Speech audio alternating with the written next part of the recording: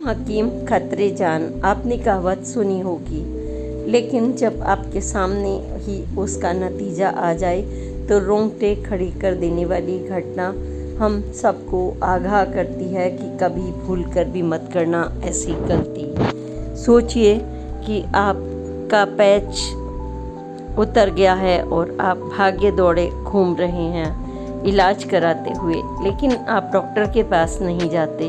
आप अपनी जीवन शैली में भी बदलाव नहीं करते। आप यह भी नहीं सोचते कि इसके पीछे कारण क्या है और आप अपने दोस्तों के साथ भाग जाते हैं। फिर क्या होता है, जानिए इस पोस्ट में। प्रणाम, मीना कौशिक लाइफ स्टाइल में आपका स्वागत है।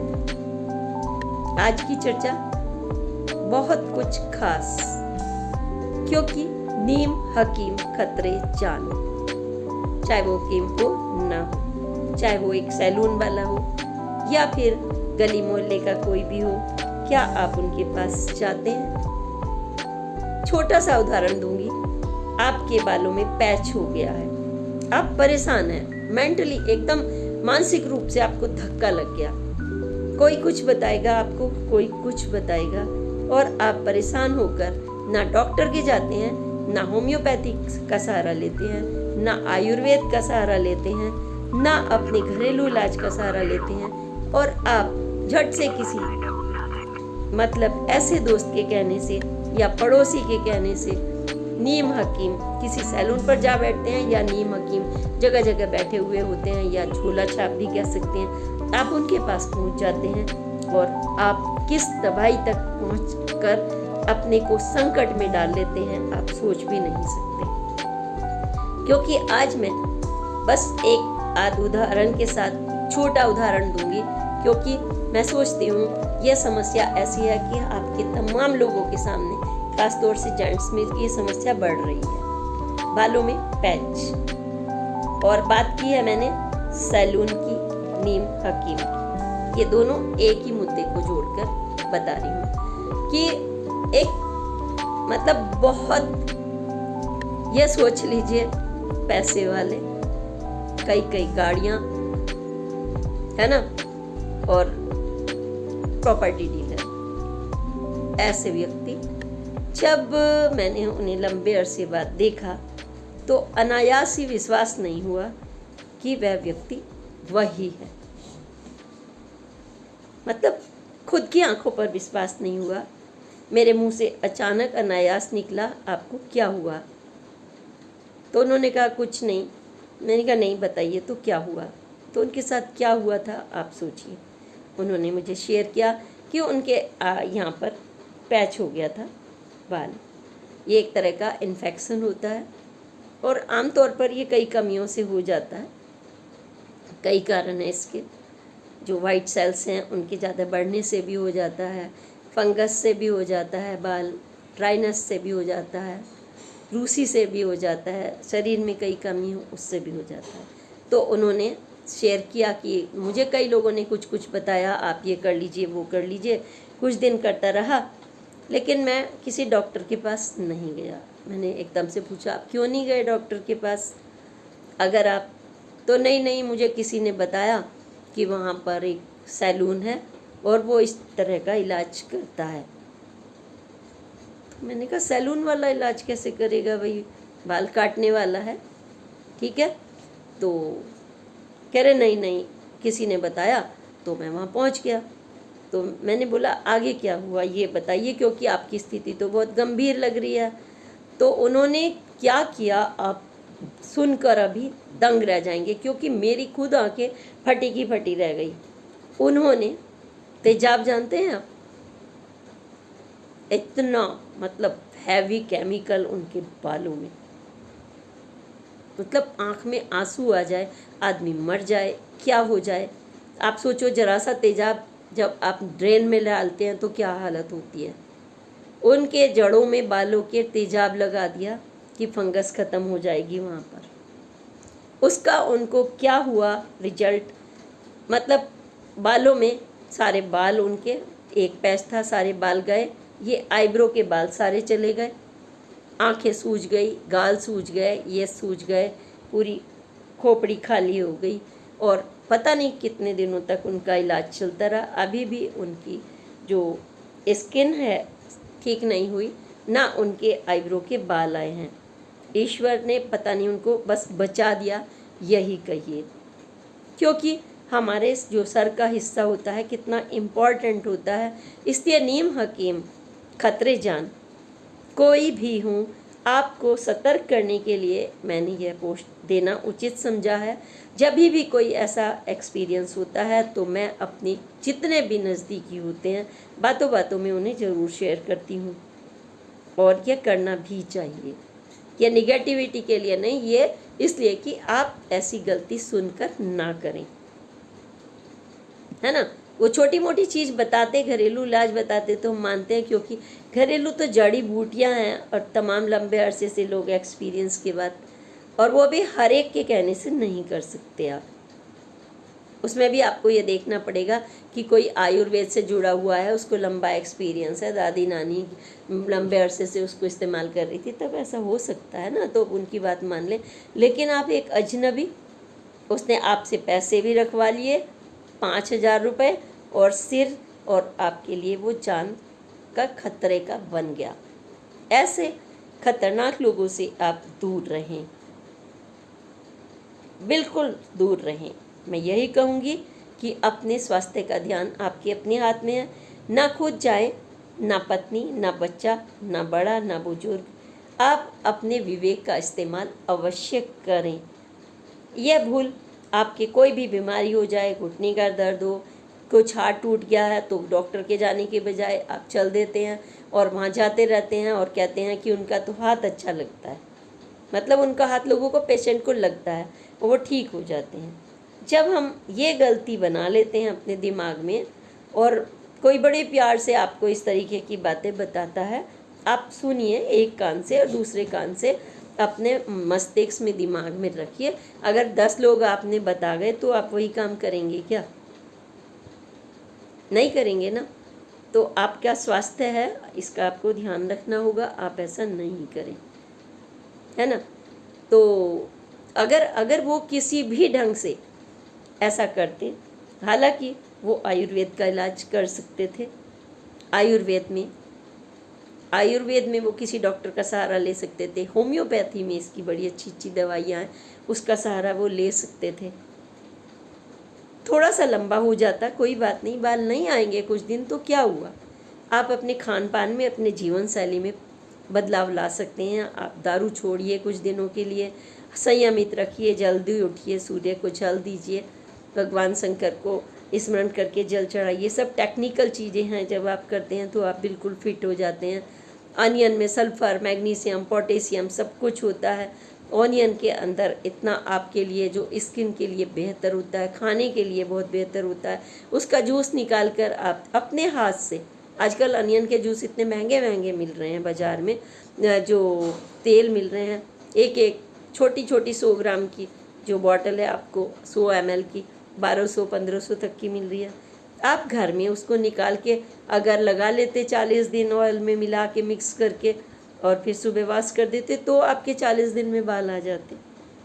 क्योंकि आयुर्वेद को पढ़ने के बाद यह नहीं है कि आपने प्याज को किसी ने बोल दिया तो आप आँख में डाल लीजिए, कान में डाल लीजिए, नहीं।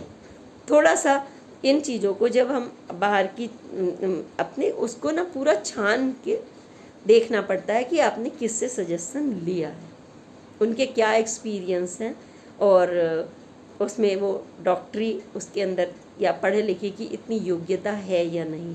कमाई के लिए कोई पेट भर रहा है, किसी भी राज्य से आ बैठा है, उसने सैलून खोल लिया और वो आपके मसाज करने लगे, ऐसे करके वो कहते हैं रिलैक्सिंग मसाज। कोई आता है युवा लड़का, थके मांदे बच्चे हैं, आ गए, तो आजकल किसी के पास पेरेंट्स के, घर वालों के ये तो है नहीं, पहले तो मसाज कर दिया करती थी माएँ बैठकर, आजकल वो भी करियर ओरिएंटेड है, पत्नी करियर ओरिएंटेड, एक दूसरे का कोई ध्यान ही नहीं रख पाता, मशीन जैसी भाग रही है ज़िंदगी। तो आप सैलून में जा बैठते हैं और मसाज करवाते हैं, और ये जो शरीर की हमारी नसें हैं बहुत महत्वपूर्ण है, इनके साथ रफ आप धड़ धड़ धड़ धड़ हमने करते हुए देखा है सैलून वालों को। कि एक लड़के ने बताया कि भाई वो उसकी तो जान ही मुश्किल से बची है, एक को लकवा पड़ गया, इस तरीके से मसाज की उसने कि नसों की कोई नस दब गई धाड़ धाड़ करते हुए। तो इन छोटी छोटी चीज़ों को हमें देखना होता है। अपने शरीर को आप मजाक ना बनवाएं, ना बनाएं। शरीर बहुत कीमती है और शरीर की जो एक एक ऊर्जा, एक नख से लेके सिर तक, बाल से लेके आँख तक महत्वपूर्ण है। हमें इसके साथ एक्सपेरिमेंट नहीं करना होता। हड्डी टूटी, दांत टूटे। अभी चीन की एक खबर मैं कल पढ़ रही थी, चीन में 16 के 16 दांत किसी डॉक्टर ने एक साथ प्लांट कर दिए। आप सोचिए, एक दांत उखाड़ने में आदमी के पूरा जबड़ा सूज जाता है और ना खाना ना पीना, और वो कहीं का नहीं रहता, चीखना पुकारना और स्लीपिंग टैबलेट तक। उसके 16 निकाल दिए और उसका हार्ट अटैक हो गया, होना ही था। क्योंकि ये मशीन, ये कोई वो नहीं है कि घास फूस का पुतला आप इधर को जोड़ लीजिए, इधर को जोड़ लीजिए। तो आपको सतर्क रहना है, मैंने इसलिए ये आपको शेयर किया है। ऐसे हड्डियों के लोग जुड़वाने के लिए डॉक्टर की बजाय नीम हकीम के पास पहुंच जाते हैं। वो बार बार प्लास्टर लगाएंगे, गलत जुड़ गया, टेढ़ी हो गई। एक महिला ने हाथ दिखाया तो उसने, जब वो दिखाने गई कि ये गलत जोड़ दिया, वो फिर बोले हम इसको तोड़ के फिर जोड़ेंगे। I was surprised. मतलब ये क्या कि आपने अपने शरीर का हालत ख़राब कर रखी है, जो एक के बाद आप एक गलतियां किए जाते हैं। इन सब गलतियों से आपको यह देखना है कि MBBS डॉक्टर कम से कम हो। सरकारी अस्पताल हैं, ज़रूरी नहीं है आप बड़े अस्पतालों में जाएं, क्योंकि हर एक की पॉकेट नहीं है। आजकल बड़े छोटे से इलाज में 10-10 लाख रुपए हॉस्पिटल में ऐसी खबरें आती हैं कि जान जोखिम में पड़ जाती है, लास्ट तक नहीं मिलती आपको, क्योंकि पैसा नहीं है आपके पास। तो आप ऐसा कीजिए कि सरकारी हॉस्पिटल भी हैं, छोटे भी हैं, MBBS डॉक्टर अच्छे अच्छे क्लिनिक खोल कर बैठे हुए हैं, बाकायदा उनके बोर्ड पर लिखा हुआ है इतनी पढ़ाई, इतनी लिखाई, सब कुछ होता है। थोड़ी सी आंखें खोलिए और उसके साथ अच्छे ढंग से अपना इलाज कराइए। और हाँ, एक बात ज़रूर कहूँगी, अपनी जीवन शैली को पूरी तरह से बदल दीजिए कि आपको वह नौबत ना आए कि आप छोटी छोटी बातों पर विचलित हो जाए, आपको कोई प्रॉब्लम इस तरह की ना आए, आपका चेहरा दमकता रहे, आपके बुढ़ापे तक बाल भी सुरक्षित रहें, आँख भी रहें, दांत भी रहें। आपको सुबह से लेकर शाम तक अपना अच्छा शेड्यूल रखना है। अगर हमें किसी ने कहा है कि सुबह उठकर 5 बजे जब प्राणायाम करते हैं आप और सूर्य को जल चढ़ाते हैं, इस सब के पीछे साइंस है। आपका खाना पीना, वात पित्त कफ, इसको आपको बैलेंस रखना है। आपके बाल उठ गए हैं तो इसलिए मैं बीच में ये भी डाल रही हूँ कि वात पित्त कफ को कंट्रोल रखना है आपको। बाईबादी वाली चीज़ें आपको नुकसान देती हैं, आपकी लैंग्वेज बता देती है जब कुछ खाते हैं कि ये आपको सूट नहीं करता है, उससे अवॉइड करिए। पेट हमारा डस्टबिन डिब्बा नहीं है, हम उसमें कुछ भी डालते जाएं। हम जीने के लिए खाते हैं, खाने के लिए नहीं जीते, है ना। खाने के लिए तो नहीं जीते ना, जीने के लिए खाते हैं। तो फिर हमें हेल्दी तो रहना ही होगा।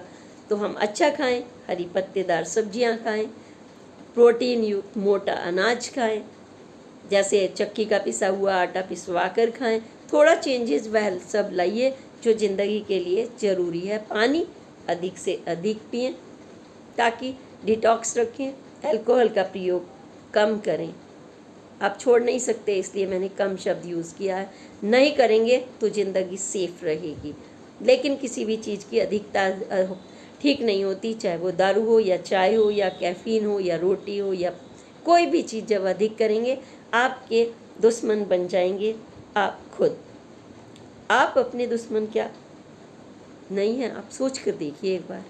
कितना मजाक करते हैं आप अपने शरीर के साथ, फिर आप कहते हैं कि सैलून वाले ने ये कर दिया, वो कर दिया। आप ही की गलती थी। आप सारी दुनिया को डॉक्टर समझ बैठे हैं, सलाहकार बना बैठे हैं अपना, लेकिन आपके पास विवेक है और इसका पढ़ाई से और ना पढ़ाई से कोई नाता नहीं है।